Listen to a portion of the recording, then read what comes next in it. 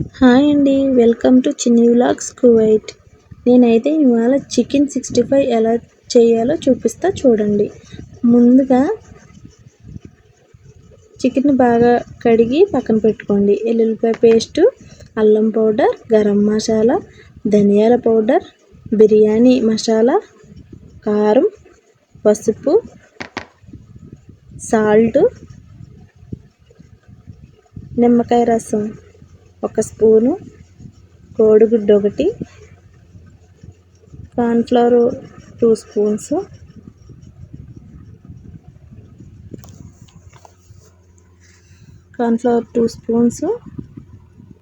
All purpose powder అంటే మైదా పిండి 2 spoons,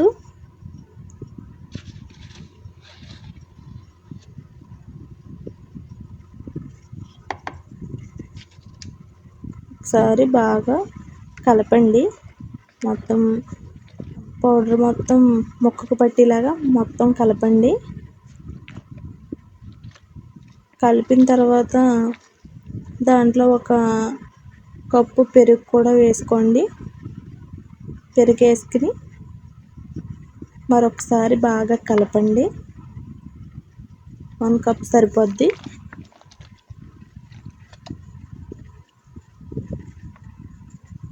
కలిపిన తర్వాత కొద్దిగా food colour, orange food colour ఉంటుంది, అది వేసుకుంటే బాగా కలర్గా కనిపిస్తుంది. చికెన్ ముక్క కూడా బాగుంటుంది, బాగా కనిపిస్తుంది, లుక్ వస్తుంది ఆ ఫుడ్ కలర్ వేస్తేనే. వేసిన దాన్ని ఫ్రిడ్జ్లో 1 అవర్ పెట్టండి. తర్వాత ఉల్లిపాయ ముక్కలను పొడుగ్గా కోసుకుని పక్కన పెట్టుకుని ఆయిల్ వేడయ్యాక ఉల్లిపాయ ముక్కలను వేసుకుందాము. వేసుకుని బ్రౌన్ కలర్ వచ్చే వరకు వేపుకుందాము. ఒక బ్యాండ్లో వాటర్ వేసి బిర్యానీ ఆకులు, దాల్చిన చెక్కలు, లవంగాలు, యాలకులు వేసి మరగబెట్టుకుందాం. ఉల్లిపాయలు బ్రౌన్ కలర్లో వచ్చేసి తీసేసి పక్కన పెట్టేసి వాటర్ బాగా మరిగిపోయినాయి. 1 స్పూను ఉప్పు వేసి కొద్దిసేపు మరగబెట్టి ఆఫ్ చేసేయాలి గ్యాస్. ఇప్పుడు చికెన్ ముందు ఫ్రిడ్జ్లో పెట్టుకున్నాక తీసుకుని ముక్కల్ని ఫ్రై చేసేసుకోవాలి.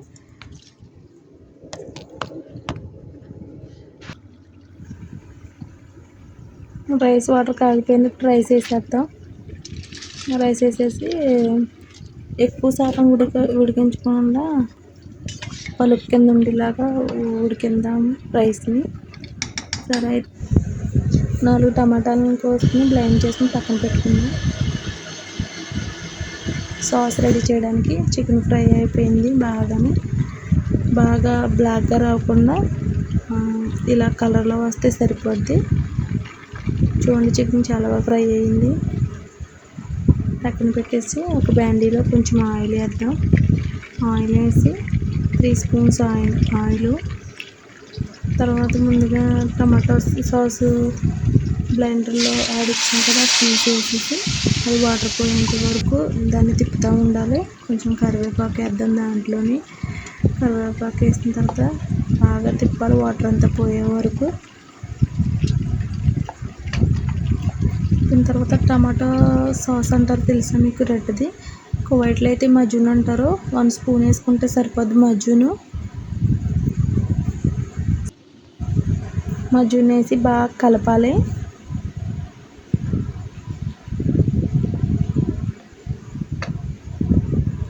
బాగా కలిపిన తర్వాత సిమ్లో పెట్టండి గ్యాస్ని, మాడకుండా ఉంటుంది. స్లోగా చేసుకోవాలి. సాస్ వచ్చేసి మజ్జిగ వేసిన తర్వాత మీకు ఇష్టమైతే దాంట్లో మసాలా పౌడర్ వేసుకోవచ్చు. ఇదైతే కళ్ళు అంటే వెనిగర్ అంటారు. అరబీలో అయితే కళ్ళు అంటారు. కొద్దిగా వేసుకున్న తర్వాత ముందుగా మనం ఆనియన్ వేపాను కదా, ఆనియన్ వేసేస్తున్నాను. ఆనియన్ వేసి బాగా కలిపి ఫ్రై చేసుకోవాలి.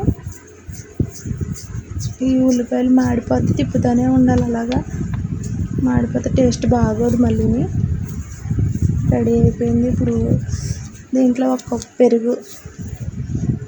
పెరుగు వేసుకుందాం. పెరుగు వేసుకుని ఉండల కింద ఉంటుంది కదా, మొత్తం బాగా కలపాలి. కలిపేసి దాంట్లోని ఒక 5 మినిట్స్ దాంట్లో వాటర్ కూడా బయటకు వచ్చేస్తుంది.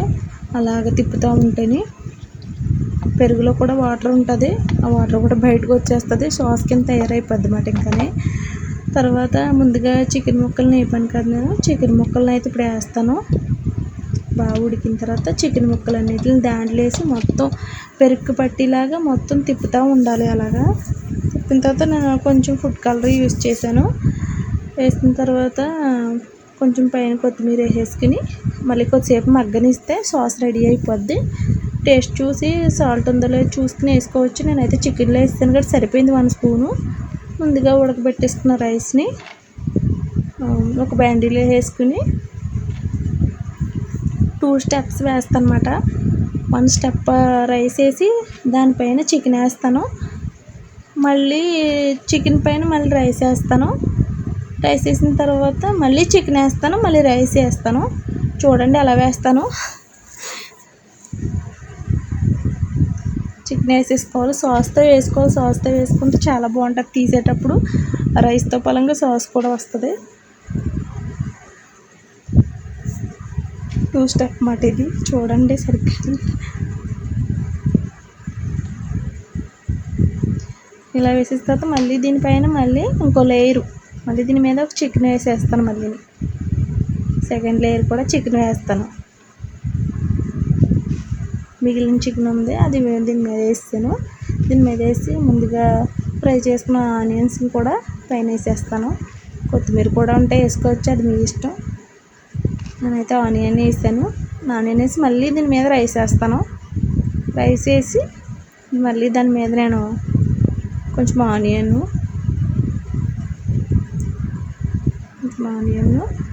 కొత్తిమీర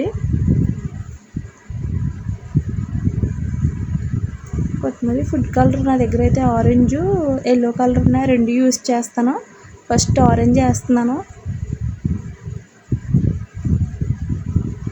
తర్వాత ఎల్లో వేస్తాను.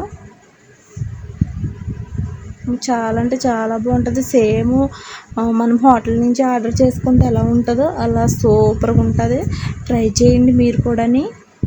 చాలా అంటే పర్ఫెక్ట్గా వచ్చింది. నేను వండినప్పుడు ఎప్పుడు మా ఇంట్లో ఎప్పుడు రైస్ ఉండదు. మొత్తం మా మేడం వాళ్ళు బాబా మొత్తం తినేస్తారు, అసలు ఉండదు రైస్ వచ్చేసి. చాలా పర్ఫెక్ట్గా కుదురుద్ది. చూడండి ఎంత బాగుందో, అసలు చూస్తేనే తినేలా అనిపించేస్తుంది, అంత టేస్ట్గా ఉంటుంది. మీరు నచ్చితే లైక్ చేయండి, సబ్స్క్రైబ్ చేయండి, షేర్ చేయండి. Thanks for watching. Bye bye.